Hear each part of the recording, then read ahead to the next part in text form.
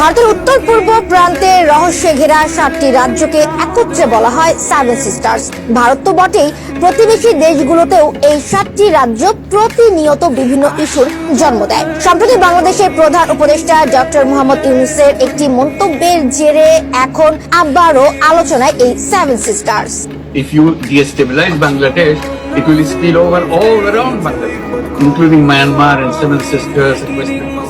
এক কথাতেই যেন রাজনৈতিক প্রজ্ঞা ও দূরদর্শিতার প্রমাণ দেখিয়েছে ডক্টর ইউনূস। ভারতের এতদিনের দাদাগিরির লেজ গুটিয়ে নিয়েছে ইউনূসের এক হুঁশিয়ারিতে। ভারতের সবচেয়ে দুর্বল স্থানে আঘাত বসিয়েছেন তিনি। কি এমন বলেছেন ইউনূস, তার এক কথাতেই কেন চুপসে গিয়েছে ভারতের মুখ? দর্শক, শুরুতেই বলেছি, আঞ্চলিক রাজনীতিতে তুরুপের তাস এই সেভেন সিস্টার্স, আর এর কলকাঠি বাংলাদেশেরই হাতে। ভারত যদি বাংলাদেশকে অস্থিতিশীল করার পায়তারা চালিয়ে যেতে থাকে, বাংলাদেশের এক চালেই তখন খণ্ড বিখণ্ড হয়ে যেতে পারে ভারত।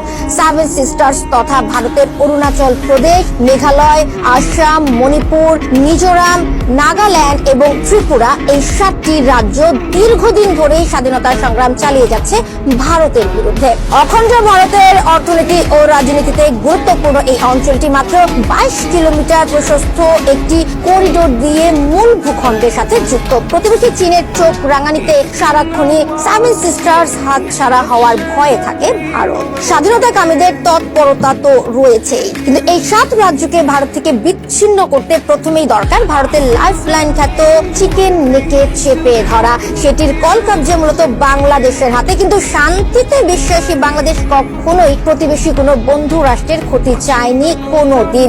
ভারত যেন ভুলে গিয়েছিল সেই কথা। নিজের অনুগত শেখ হাসিনাকে ক্ষমতায় বসিয়ে সাম্রাজ্যবাদ কায়েম করতে চেয়েছিল বাংলাদেশি। তাই তো ক্ষমতার ভার পেয়েই ভারতকে ইউনূস বলেন, বাংলাদেশকে কেউ অস্থিতিশীল করতে চাইলে ভারতের সেভেন সিস্টার্স পশ্চিমবঙ্গ সব জায়গাতেই ছড়িয়ে পড়বে অস্থিরতা।